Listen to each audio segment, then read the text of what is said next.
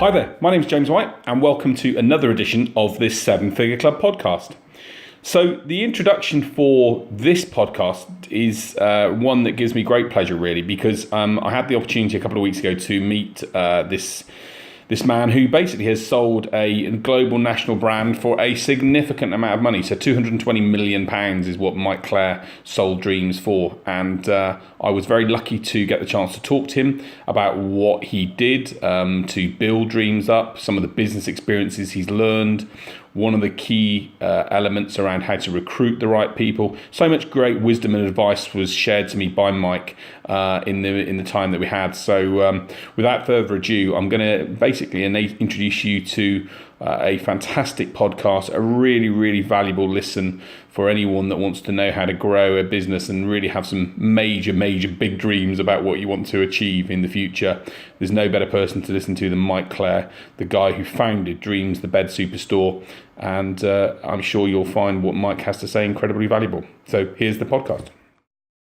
Thank you, Mike, for inviting me into your office. It's a pleasure. Yeah, good to see you. Great. Well, as I say, I mean, in terms of the Seven Figure Club, what we try and do is we try and help entrepreneurs that are going through what you went when you started your business and sort of give them the tips and hints and how to do things, you know, and grow their business to how you grew yours. I mean, do a bit about your background and how you sort of started, because obviously you were known, you've known from sort of building Dreams up from nothing to selling it. How did all that start? Well, when I'd always wanted, wasn't called entrepreneurs then because I'm old enough to be you were a businessman or had you self-employed or something, but someone I think in the 90s or something kept referring to people who have their own businesses as entrepreneurs. But no, when I was at school, I used to buy and sell things. I'd buy and sell bikes. I'd buy and sell all sorts of things. I had a famous incident where my mum used to run a shop. So both my mum and my dad had their own business. My dad had a printing business. My mum had a stationery business. Yeah. And they had a cash and carry card, sort of for the book of cash and carry. And I'd borrow it and go and get stuff. And I'd just sort of...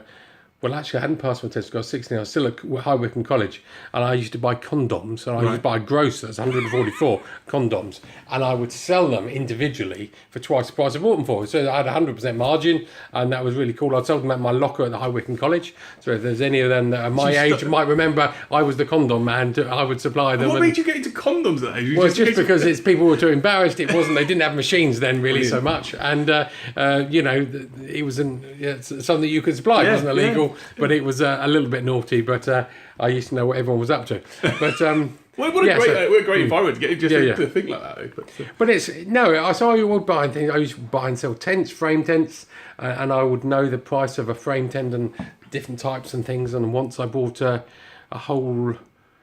There was a company on the south of France that had frame tents, and they changed them every 3 years. And they'd had these frame tents up for 3 years. They're all faded and worn out. But anyway, I bought the lot of them, delivered to my home in a coach, and I shoved them all in a couple of spare bedrooms. And then I sold them, the Buxbury Press, individually, like as if there's one frame tent for sale. But actually I had loads and I would get one out and there'd be a stain on it. People would want me to erect it, and they were all the same, but every time I didn't know there was an individual frame tent, so they'd have a stain on it, and I'd make up a story about, that's why I spilt my soup on it or whatever.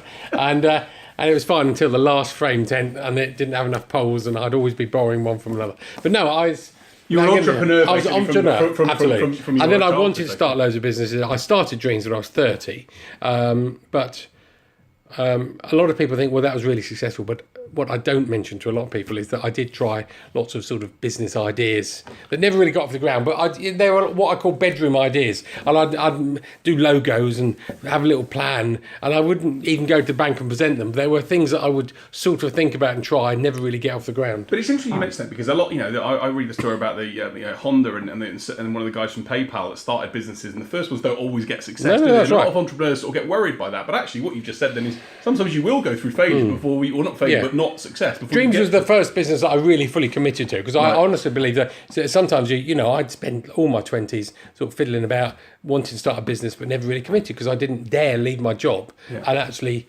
And what were you commit. doing at the time then as a job? Well, I was selling office furniture, Right. particularly. I'd worked originally in the High Wycombe and got a job in Martin's Furniture, and I was in charge of the bed department when I was 21. So I always knew about furniture and beds. And but then I'd moved on and started selling office furniture and for other people up in London and things. But I'd always wanted my own business. Then I sort of come back to beds because I sort of think it was an easy commodity. You know, everyone needs one and that sort of thing. And then you have to make that big commitment. And when you've got a mortgage, and you know, I was married. My wife was pregnant with our first child. It's a big commitment to leave your job and actually say this is it. And I thought, well, I keep going to thinking about. I nearly said dreaming, but I don't want to use that as a pun. But I'd always wanted to start my business, and you know, you got to make a commitment, and that gets you up. So when you know that you haven't got an income coming at the end of the month, and you've got a mortgage, and you've started this business, and you've sort of jumped off the cliff, so to speak, you've got to get up at 7 o'clock on a Sunday morning and do some paperwork or something. You can't not do it because everything's on the line. And if something isn't on the line, sometimes you sort of give up and do things a bit half-hearted and say, oh, it didn't work. You blame someone else, but actually it's because you didn't put your all into it.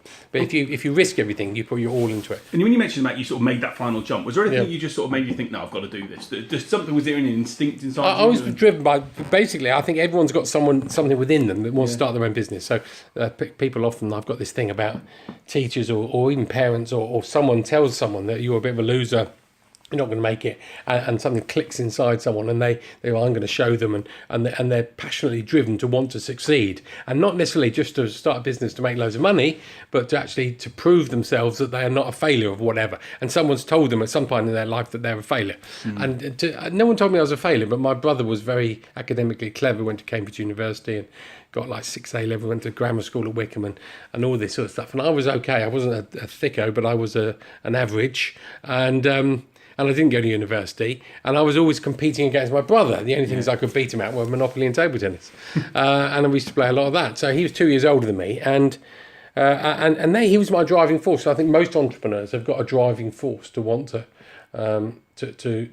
better themselves and to be successful. And you're quite right. I mean, we talked. That's a great story to start. And you talked about you started Dreams and you made that commitment. I mean, obviously, you know, if you look back when you started Dreams to sort of what it turned into, did you ever look back sometimes and think, wow, I've built it. Wow. No, I know it sounds a bit sort of cliche. No, I did honestly think that. I never wanted to run 2 or 3 bed shops. Right. And I never just wanted that was going to be my life and doing the selling. And I would always imagined a chain of bed stores. Yeah. Maybe not quite as big as it got to, but I had imagined it would be like 100 stores or something. It was 200 in the end. But, you know, I had imagined it was going to be a big chain. And that's why I wanted to commit. And my plan, I didn't really have an exact plan of how geographically I'd open stores and what distribution depot I'd open and how I'd open the head office and how I'd finance it. I didn't have too much of detail, but I had detail of my first 1 or 2 stores, but I just knew that my ambition was to grow it. And that's why I called it Dreams, because my accountant said, don't call it Dreams because no one knows, you know, it's a stupid name. Yeah, he said no one knows. But that's before Next or before, you know, you had one name sort of things or... and he said you'd be called the Clare Business Bed Centre or Uxbridge, which is where we started, the Uxbridge Bed Centre or something. It's because it says what you do. Dreams doesn't say what you do. But anyway, it's all right you say Dreams, but actually you talk to a lot of marketing people, like, you know, brand experts. Actually, it says everything what you do. Actually. No, exactly. Because actually, the whole idea of Dreams is actually giving people this peaceful night's sleep that they can go in and do. And I guess that sort of fits so well with the brand, doesn't it? And what you actually create. That's why you shouldn't ask accountants about marketing things. So when you were building the business, you know, obviously, you know, when we met at the event a couple of weeks ago, you talked about some of the, you know, the fun in you sort of came across it as, well, you described it in a way that was sort of, you know, some issues that you occurred, and you sort of seem to have this idea of actually you just dealt with things as they happened, and I guess that's... There were a lot of problems, and you know, because you look at the beginning, and over 21 years started with one shop, ended with 200 stores, sold it for a shed loads of money, and you know, it just seemed an easy, successful thing. And I like to pretend it was, but actually, if you sort of drill down into my diaries over those 21 years, at any month or any week, there were always a series of problems. And you know, sometimes things went well, but quite often there were issues with staff or with planning or with shops or training stands, as we used to talk before we could trade on a Sunday, and all sorts of bloody problems we would have, and things that you couldn't sort of imagine would be there that they don't tell you about in business books. But I think it's just about being relentless and determined, and sort of assessing each problem, and you don't always get them right, but try and accept that all your competitors have got the same problem. Well, they've got the same problems, but they will have problems. They might be different ones, but you can't really be in business and not have problems. So I think it's how you deal with problems is... And when you were growing the business, was there sort of 2 or 3 things that you religiously did each week or each day or each month that were things that you sort of call as your core to making the business successful? Because, is that a lot of times people talk around sort of, their numbers or the pipeline or the forecast in the business. Was there anything in particular that you thought, right, actually, these things were really critical to me sort of growing the business from where it was to where it finished? Yeah, I great believer in, everyone's got strengths in certain things, and maybe you can't be an all-rounder. Somebody I sort of average at everything, but I love the buying, the selling, the negotiating. I like the property side and choosing the position for our stores, and I love the marketing. I wasn't into the IT side, and I wasn't into the finance. I wasn't into the distribution and logistics. And we had lots of different departments, customer service department, or this or that. So, my time was mostly spent what I thought I was good at. And the things that I wasn't so good at, I would make sure I had a really good director or head of that department, so that, that would, I'd have a basic understanding of it. But, bring other people in who, there's the old saying, bring other people with expertise in to help you that is in an area that's not your area. No, that's right. But some people sort of stress and want to be everything. And you can't be. You just, some people might be really good at finance and IT or something, and not be good at marketing things. So you need a good marketing person. But I was sort of the opposite way around. And you've obviously brought a number of people into the business and had to get it where you are. So was there anything that you used as sort of like, again, key criteria, key things you use when you hired people? Because most businesses will say to find brilliant people is a real challenge sometimes, isn't it? I think it's all to do with interviewing, and when people get interviewed, they have a mask on. Metaphorically, they have a mask on, and they try and portray themselves in a certain way, and maybe that isn't how they are in reality. And they've got a really polished CV that they've sent away to be rewritten or something. But in the end, I don't even like CV, so I make people handwrite an old-fashioned application form in my format. On there, it asks some weird questions like, what would you do if you won £50,000 on the lottery? Really? And what's your favourite TV programme? And where did you last go on holiday? And what annoys you? And, it's not like, what's your strengths and weaknesses? But they're questions, and everyone has to answer those. So it doesn't matter. In the whole company, everyone had to do them. So we had 2,000 staff, everyone, a director, a van driver, whatever. So they would answer those. And to me, it was just my way. It's not a psychometric test, but of getting rid of the box standard interviewing process and CV, and trying to get behind that mask and work at what makes people tick. And I'd always say that some people are motivated by different things. Some people it's money, some people it's job title or flexible hours or whatever, or they've been made redundant 2 or 3 times, so they're worried about the company's security and, are you growing or are you going to go bust or something. But people are worried and work for certain particular reasons, and it's fine to find out what that is. So when our biggest day was the Saturdays. It was really important. Everyone had to work on a Saturday. So you say to a potential salesman, are you okay about working on Saturday? They're at an interview, they say yes. So it's a pointless question because they're going to lie to you, most likely. And they might go sick on a Saturday or something if they follow a football match. So I would say, do you follow football? They go, yeah. And I'd open into that, and they say, oh, yeah, are you a season ticket? Yeah, I'm a season ticket holder of this, that, and the other. And you think, you can't work on a Saturday. Yeah, that's right. But I wouldn't ask them, do you work on it? Do you want to work? So it's just a matter of getting around. And I'd ask them things, I put them under a huge amount of pressure. Not nastily, but because in business, you're under pressure sometimes. There's got a time deadline or whatever, and it's no good them feeling all confident and cocky at an interview. I would put them under pressure. And if they weren't under pressure, I'd put them more and more. I would ask them weird questions. To find out who they are, because I guess I think it was yourself or Nick that said when we were at the event a couple of weeks ago, that said he likes taking people out for dinner in the evening to try and understand the more senior people. We would take them and their wife, so my wife and I, and quite often my HR or my managing director when we got larger. If it's a senior position, we would take them out to a restaurant with their wife, and quite often the wife So my wife would talk to their wife and they'll chat about, and it's all about, oh yeah, how are your kids and what school do you go to, where do you go on holiday and all of that. And you'd get more information from the wife, but my wife would come back, oh, did you realise that, like there's some bit of nugget of information, whatever, rather than the guy who's got his defences up and is even on guard, even after a couple of glasses of wine. But you can't do that with all levels, but no, it's so important you employ the right people. So I always have this thing about a cap and drugs. So I'd say you can't always employ someone with a cap on the head, which is common sense, attitude and personality. So basically, if you're going to employ, I don't know, a receptionist, or you're going to employ a person to work in the finance department or something, then you assume they can do that job. You have to test that they can do that job, or that they want to do that job, or they're capable. But apart from that, what's their personality like? Are they smiley people? So in my life, everyone it falls into two camps. They're either radiators or drains. Okay. So drains are dirty, smelly, negative, moaning people, and radiators are happy, warm, smiley people. And in the end, you've just got to think, well, are they, a radiator or a drain? And maybe a little bit in between, but you want happy people, because if everyone enjoys their job, there's a great atmosphere and the morale's good and things like that. If you get negative people, they infect other people. You are going to like this, or you won't like this now, because I actually bought 2 beds in my life of dreams. One, I think when you still owned it, and one when I think when you sold it. So actually, the fact that it lasted too long was probably in between the thing.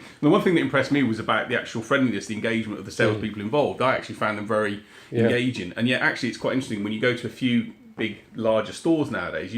The role of sales is a really strange one, isn't it? So how did you? Because actually, people sometimes don't like being approached by people, but on the other hand, to know someone's there to answer questions, how did you sort of engage? Help the salespeople sell? Because if you didn't sell, you wouldn't get obviously the business. In the early days, you'd lead by example. I'd get involved with things. We'd write training manuals and we'd do our own little courses.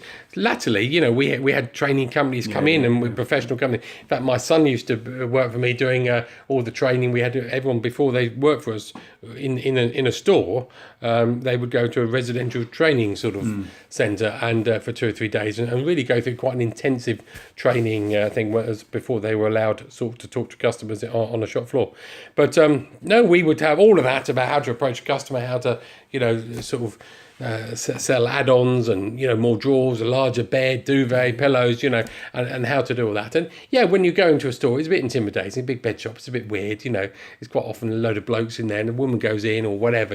How they don't know anything about beds. You can't even see inside them. They haven't got a zip. What's all's inside? It's all a bit of a mystery. So we try and make it easy, and we're happy and polite, and encourage people to lay on the beds. That's what they're there for. I was going to say, because one of the things that is that one of the I remember reading, he was an advert or seeing someone actually go, try it, and everyone's like, it's this British thing, isn't it? To not want to, you don't want to jump onto the bed because you're worried about whether you might mark it or stuff. But I was like, go on, jump on it, try it. It's a great idea, and it makes the customer feel comfortable. It's what we would sort of encourage the salesman to lay on a bed, because actually the salesman lays on a bed, but obviously stupidly because he's not buying it. But it just encourages the customer to do it, and they say, well, it's quite sort of normally acceptable, and just getting the customer to open up and speak. That's the main thing with any salespeople. It's actually getting the customer talking about what they want. And the salesman's got 2 ears and 1 mouth, and he doesn't want to keep talking. He's got to listen to what those customer needs are.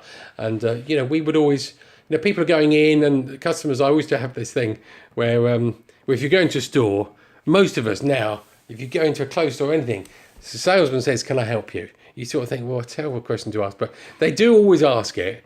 They say, "Can I help you?" And the customer says, "No, it's okay, I'm just looking."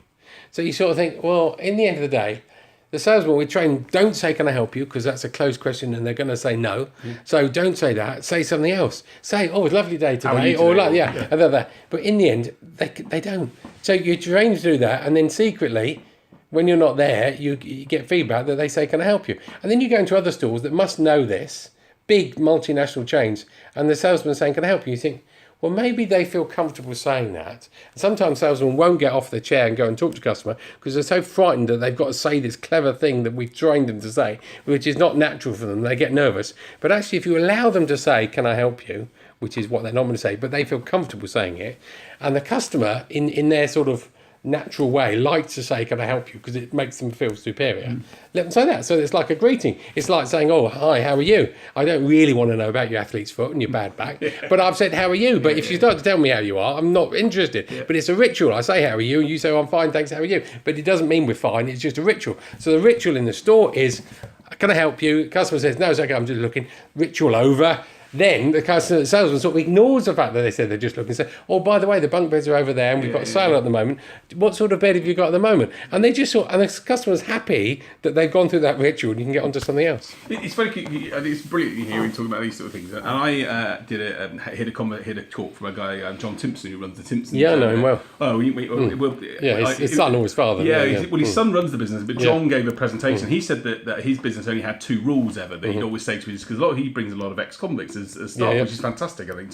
He said that there was 2 rules: the customer's always right, and the money always goes in the till, which I thought was brilliant as a business sort of. Was there anything you used to sort of tell your staff that was you? Because, like you say, when you're in a retail environment, it's you've got lots of different types of people coming in. Was there any a couple of mantras you used to give the staff in general? Oh, there were loads really. It all depends on different departments, but it was all about courtesy to the customer and reasonableness and common sense. And so we would treat the staff with respect, and we'd expect them in turn to keep the customer with respect and be fair. And to bear in mind that we've got to make a profit at the end of the day, and otherwise business isn't going to continue and survive. We always give loads of bonuses and commissions, so we'd give some sort of incentive to all departments, and sometimes very difficult to give incentives to head office people, but we would think of a way. We used to have something called sounds like a chocolate biscuit, but it's called Hobbs, which is head office bonus scheme. And, it would be like a John Lewis scheme. The better the company did, the better they all got something.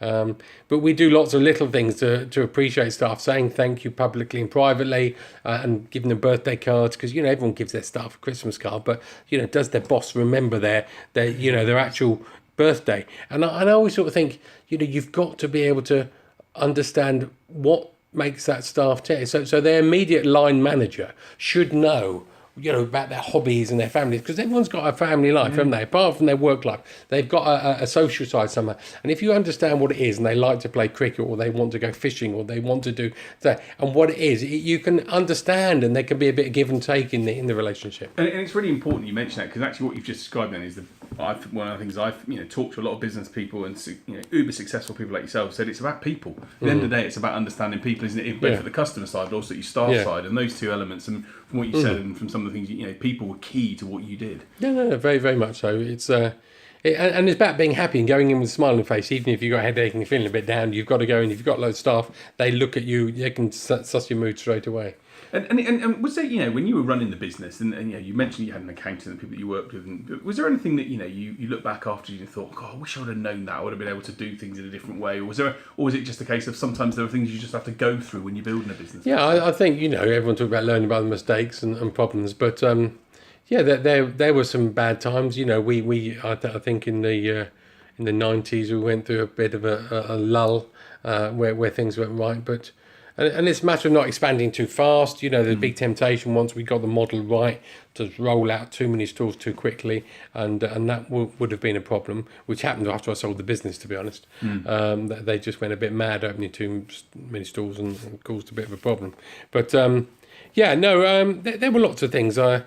When you look back and you've been successful in that business, I've not been successful since Dream, so, but that Dreams run was really successful. So you sort of think, well, no, I wouldn't have done anything different, but actually there were some things that I shouldn't have done. People always sometimes ask me, what was your biggest mistake you've ever made? And after we had about 10 stores, I wanted to buy a grandfather clock, personally myself, at home. If you think, where'd you go for grandfather clock? Well, you can go to John Lewis and they have a couple of new ones. But I still didn't antique one. They had one there, one there. There wasn't anywhere. And I had our first store that we opened for Dreams that was too small. And we were about to let it and sell it, or to sell the lease. And I thought, I'm going to buy some grandfather clocks and put them in there. And I started the grandfather clock emporium. And it had about like 60 or 70 grandfather clocks. And people come from all over the country. We had the largest selection of grandfather clocks ever. And it was like, because I had the sales per square foot. And actually, grandfather clock, you'd cost £2,000 or £3,000, but it only took about a square foot. So actually, I had quite a lot of them, and my sales per square foot were really good. Yeah. And, it was not a busy thing. You don't have lots of customer flow. But when people did come in, you had a better selection than anyone else. And I thought it was a cool thing. And then we opened something called the Clock Emporium in Tottenham Court Road, which was cuckoo clocks and alarm clocks and every sort of clock, and there was the gift market, which I didn't really know. And we got to 3 clock shops, and I was still doing all my dream stores, and that was going well. And then I was doing all these clocks, and then they won't really make money, but they're breaking even. And It was taking all my time. Do you get it? Time. So in the end, we ditched the idea because I was making more money doing beds, but I thought I was so clever that I could do clocks as well as beds because it was a bit of a weird nichey thing to do. No one else was doing it. And I thought, well, everyone's got a load of clocks in the house. And most people had about 5 or 6 clocks in the house. So we said, well, it's a market for clocks. Why don't you just specialise in clocks? Yeah. But no, so I closed that. So I wish I'd never done that. But in the end, I learned not to diversify. So in the end, for the next, I don't know, that was after 4 or 5 years. For the next 15 years, I never diversified. Just stuck to beds. And it's a really great point you make, because actually talking about focus and niching, and when we were at the Oxford event, Nick focused on pork scratchings and whatever else, and actually focusing on beds and so many businesses, and I speak to so many small businesses who basically say, oh, we cover the whole of that market and the whole of this space, and I guess you're going to tell me that it's being greedy, and trying to do lots of other things, and that's, you know, you're best to specialise niche, do this sort of thing, and have some add-ons. So we would sell all sorts of, like, you know, sort bedroom of other accessories or whatever. Yeah, that's right. And but actually got the bedroom furniture. You were focused on the idea of beds, that's right. rather That's than it. We were the bed specialist. And tell me, obviously, you know, you built the business up, and there's some, you know, amazing things you've talked about there. But tell me about a little bit about the process when it came to actually selling it. Did you go looking for a buyer, or did a buyer approach you? Can I ask? Well, basically, my wife would wanted me to sell the business for the last 20 years. Practically every year she wanted me to sell the business, but, you know, and as we were growing, but in the end we sort of resisted, and, you know, it was doing well, and I said, you know, because it was I guess you owned it privately. Yeah, 100%. Yeah. So we owned all the shares. I used to say I owned all the shares, but I didn't own all the shares. My wife had 5%. I had 95%. Yeah, that's a weak moment I don't like to talk about. But anyway, no, I'm only joking. But between us, we owned 100%, and then we sold the business. I said in 2008, and, you know, that was a year before we decided we'll just tentatively start to inquire how you sell a business, because I've never sold a business. Because that process of going through it. Well, I thought, well, I've got to ask my accountant, but you don't. You need financial advisors that are big city people, and KPMG or Deloitte or something. You don't use your local accountant, and you don't use your local solicitor. You've got to go and get corporate lawyers up in London that charge huge amounts of money. And how did you find that whole sort of process? Was it quite interesting, or was it I found the basically, I call them, like, I used to relate everything to selling a house. So I found the estate agents, which are called corporate financial advisors, and they seemed really good, but I wanted to give them an incentive for the more they sold the business for, the more they'd get. So I need to write this sort of quite legal ratchet of the base amount of money that I'd get, and then the more they got, to really incentivise them. But I didn't know how to write that agreement with the corporate financial advisors. So I realised I needed my corporate lawyers before my corporate finance. So I put them on hold before appointing them. Desperately went out to try and find corporate lawyers that would, in the city, that knew how to buy and sell businesses and things like that. Didn't know any. So our director sat down with a piece of paper. We printed out the top 20 corporate lawyers in the city. Went down and said, ever heard of any of these? So we go, I've heard of them. Well, why do you know? I don't know. They sued us once, or I sued them, or we just heard of them, read about them in the paper. So we had about 5 that we knew. So we said, we'll go and see the ones we know, which you didn't really know. So we made an appointment to go and see them, went to see them. And my finance director and I had a list of questions. And this was over 2 days in the city, going about in black cabs. And we asked each of these people. They were really excited to help tell us. It was Dreams for Sale. It was a well-known brand, isn't it? Yeah, confidential, but you know. And they, we said, one is how much you're going to charge, and how would you go through the process, and how would you help us, and what would you advise us? And they told us all this stuff. And I said, and if we don't appoint you, it was my finance director's actual question. Always at the end, he said, if we don't appoint you, who else would you suggest we talk to? And they all suggested. Well, out of the 5, 4 suggested a company that we'd never heard of, that was quite low down on the list, but we'd never heard of them. But they all suggest go to that one. So we said, we'll have to go to that one. So we went to that, and that's who we appointed. So and we got them, and then they helped us write the ratchet for the corporate financial advisors, which really worked well. And we went from there. It's interesting because, as you saw, I have a model called Trackfair, which I use, which is the foundations for success. And one of the things is the art final I was recommending. It's interesting that those 4 lawyers are all recommending this one person. I know, but that's stupid. Being recommended, but being recommended. But they're being honest. Yeah, they're actually sort of thinking, and they, they want to sort of sort of not the question they'd expect. But it was like going into I used to call it like going into the Lion's Den. It was a whole different speak and world and type of thing, and just all their ways of dealing with it. And you've got to run your business at the same time. So it took about a year to sell, 9 months actually. But during that time, everyone's looking at your business week by week, saying, well, how are you doing? Is there a dip? Is it lulling? Is it not doing very well? So you've got to sort of spin the plates. You've got to spin the business. Business got to really be doing well as you're selling it, because people are looking for the future projections. But you've also got to spend half your bloody time in the city talking to all these people, working out this whole information memorandum, vendor due diligence, all this sort of bollocks that I didn't understand all this logo and how all the speak that they would talk about. But you learn and you get it right. And it's part of life's experience, I guess, to go through this. But the moment actually sort of when it, the day, can you remember the actual day when it was physically finally done, when you actually sold? You remember the day? 7th of March. 7th of March. And how did you feel? Because obviously the feeling of... It's 11 p.m. at night, so, and the lights were going out in the office block at midnight, and so we did the deal at 11 o'clock. Well, it wasn't. It was their lawyers, Allen and Overy. So we were in meeting room 112. I do remember it very well.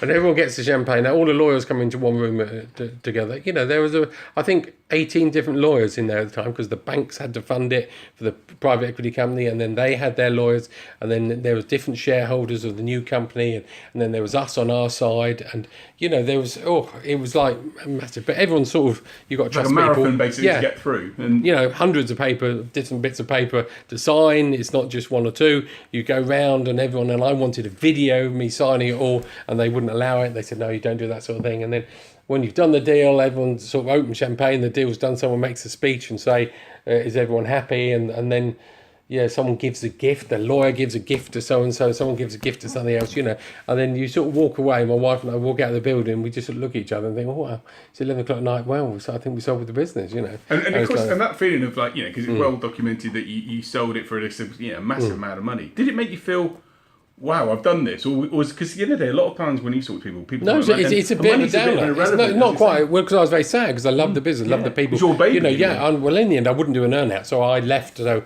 that was on the Monday. So I then wasn't employed, and we had an embargo on telling anyone till 9 o'clock in the Monday morning. So, I had a good weekend, trust me. I was going to say, you were able to talk about that weekend? Was it a real... No, I did have some close friends around, we did drink a lot of Dom Perignon, but anyway... But on the Monday morning, I had to sort of deal with the press and deal with telling the staff, and the new company had to, and we did this sort of handover. And then on Tuesday, I didn't go in. So that was it. So Monday, I went in and worked all on that Monday for free, to hand over and do all that. And that was it. There was no... the rest of my team and other directors were employed by the new private equity company, but I was the only person that sort of walked away. And on that Tuesday, it was surreal. It's like I've got loads of money, but nothing to do. I was going to say, it must be surreal, like sitting here going, but the thing that you've put your life and soul into for so many years is suddenly no longer. But a lot of people think, you must have planned for that, but it's not, because it's like selling a house. It's never done until the deal's done. So you sort of think, well, what happens if it doesn't go through? And in the end, everyone's getting jittery. The banks might not have funded it from private equity. There's lots of things could have gone wrong. So you can't sort of rely on the fact that this deal is going to go through, and then it suddenly does. Then it's all done, and you're out of it.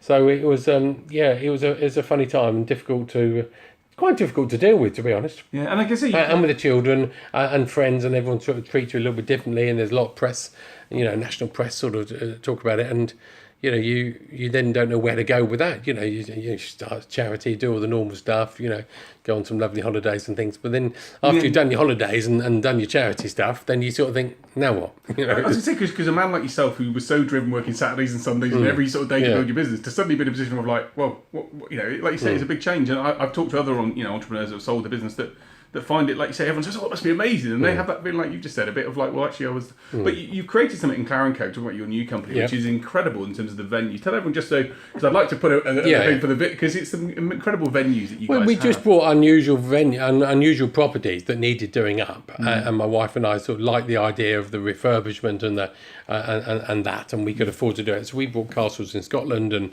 a monastery in Worcestershire and a chateau in Wales and... the forts in Portsmouth, in the Solent. And we went about doing them up, and it was great fun, and really sort of enjoyed it, and then turned them into sort of venues for big conferences or weddings or parties and things like that. And they're really hotels now. So we specialise in bigger events, but actually we turn them into more standard hotels, but in unusual venues. So and that business obviously is still, you're passionate about it now because actually you're doing these things. Does it give you? When you compare that versus Dreams, is it difficult to compare, or how do the two sort of operate? Yeah, no, it is slightly different because I had all my eggs in one basket at Dreams. If Dreams had gone wrong, then I would have lost everything. Whereas now, you sort of, it's not a hobby business, but it's it's a business that I do. Yeah, that's right. Well, I don't come in every day. I come in 2 or 3 days a week now, and things like that, and I visit the venues, and it's a bit more enjoyable and not so much pressure. And I've got a great team of people that run it. And if I said to you, what's Mike Clare's big passion now in terms of what you want to make happen? Because you've built this business, you've achieved so much, you've got so much knowledge, and you mentioned at the start you enjoyed passing it on and helping other people with that. Is that something that's a big passion for you? Yeah, no, it's I try and my charity, the Clare Foundation, helps other charities to become more commercial and efficient, because I sort of feel there's a lot of inefficiency and it's the opposite of entrepreneurialism within charities. Sometimes, they're a bit overly cautious and a bit laid back and they're not very good. They're nice people, charities in general, so I shouldn't generalise because there's lots of exceptions, but in general terms, I always think the charity people, quite often volunteers or whatever, they're nice church-going people that you'd love to have as your neighbour. They're very kind, they're very honest.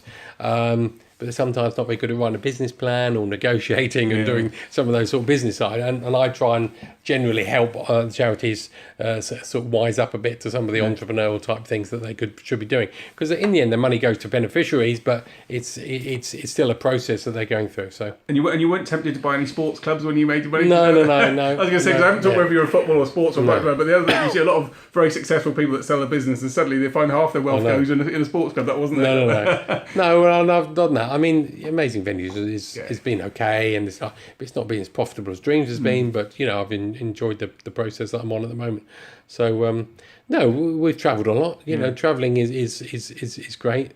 Some people call it holidays. I don't like to call it holidays, but it's sort of holidays, but it's sort of travel. So. And is there a place, while we're on that point, is there a place in the world you say to people you should go to? I'd love it. Anyone you think but one of the best places you've ever been? But sort of South Seas, sort of, those sort of south of Hawaii and Bora Bora and those sort of places are all really very nice. We had, beautiful time out there for about sort of 8 or 10 weeks, sailing around those islands. But, Necker Island or something like that. There's some lovely places. You've been to Richard Branson's Island? Yeah. I've got to ask you a question around that. So was that an invite? Do you know Richard well, I guess, yourself? Well, no, he's there and he comes and has dinner with you, and he's part of your holiday, really. You've got the whole island. So you basically get to book it. You have the whole island, and there's about 20-odd people you can take, and, they've got about 50 staff, and, he's there. So, he's pretty cool, and, he's like...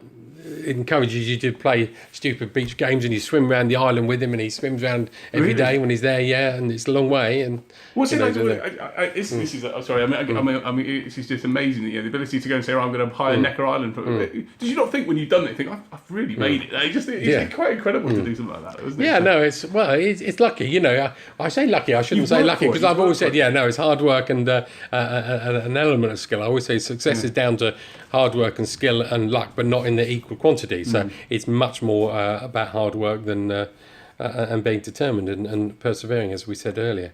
You need a bit of luck, but it's not all about luck. And was there anything that he mentioned to you when you had dinner on his island that you thought, interesting feedback? Yeah, no, he's a lovely guy. Everyone says, one of my questions, by the way, on my interview form is, who do you most admire? People put down Winston Churchill or my father or whatever, but most common people put Richard Branson. He's such a popular entrepreneur, isn't he? He is the one that everyone wants to be like, because he's a happy guy and he's fun, he's a little bit naughty, but he's very, very successful. He's a billionaire, and he started with nothing. You think, quite, he's ticked all the boxes, isn't he? He's happy and he's great and he's down to it. But I was in an event somewhere else, and someone had asked him the same question. Actually, someone asked him what would determine to look back on your life that you've been a success, and he said something about that. I've brought my children up the right way. And I thought that said everything about the man. That actually wasn't worried about what he created. It was about actually the legacy. But look, mate, it's been amazing to talk to you, and I've enjoyed it. Just a couple of final things from my perspective. I know you're a busy man. I mean, in terms of one thing that you think about the business world now when you start, is there anything you've noticed from when you started Dreams and when you to where the business world is now? Or do you think that the commonalities of business are the same pretty much? Well, I just think the world is changing very fast, whether it's politics or technology or whatever, and you've got to be really fast. You've got to have some young people on board to be able to know what what's happening, because I don't know, even 30, 50 years ago, you could be a certain trade and do that, and you could sort of near enough be certain that in your lifetime nothing will really change. There'll be the odd thing that might change, but nowadays things are moving so fast. How do you plan if you started a business now and you're going to run it, even if you said I'm only going to run this business for 10 years and then sell it, you sort of think, what will the world be like in 10 years? It is driverless cars, there'll be this, how's this, what's the politics, what's the shape, what. So it's a sort of bit frightening, but that means there's opportunities as well, isn't there? Yeah, you've got to be adaptable to change. Yeah, which I think is probably a key thing in business anyway. So, and the final thing for me, if you were to, if you could go back, in time and give yourself one bit of advice, what would it be? Apart from not starting the clock shops. I think that's a brilliant story. I love it. Yeah, no, but something that I've done wrong, you mean, or something that I would change. If you could go back in time and give yourself one bit of advice, even just anything. Well, I maybe wouldn't. I would have bought Dreams back again. So basically, when I sold it 5 years later, I could have brought it back for 10% of what I sold it for, and I never did, because I started all these amazing venues, and I was. Shouldn't I? And I nearly did. My wife didn't want me to, but I should have bought it back again, because it's now even more successful than when I'd had it. And I could have done that the second time. I would love to have done that.